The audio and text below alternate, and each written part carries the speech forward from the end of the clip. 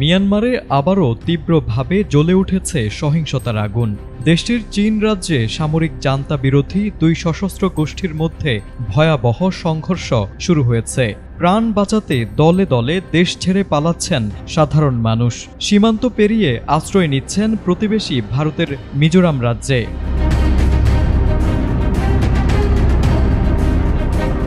ভারতের এক নিরাপত্তা কর্মকর্তা জানিয়েছেন, ২ জুলাই সংঘর্ষ শুরুর পর থেকেই হাজার হাজার মানুষ মিজোরামে ঢুকতে শুরু করেছে।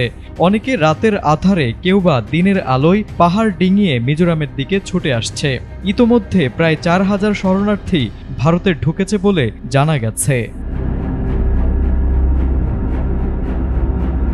মিজোরামের স্বরাষ্ট্রমন্ত্রী কে সাবদাঙ্গা জানান, শরণার্থীদের সংখ্যা ৩,০০০-এর মতো হতে পারে, কিন্তু মানবিক দায়িত্ববোধ থেকে পালিয়ে আসা মানুষের খাদ্য, পানি, আশ্রয়ের ব্যবস্থা করছে রাজ্য সরকার। তার ভাষায়, মানুষ বিপদে আছে, মানবতার জায়গা থেকে আমাদের পাশে দাঁড়াতেই হবে। মিয়ানমারের চীন জনগোষ্ঠী ও মিজোরামের বাসিন্দাদের মধ্যে রয়েছে গভীর জাতিগত বন্ধন।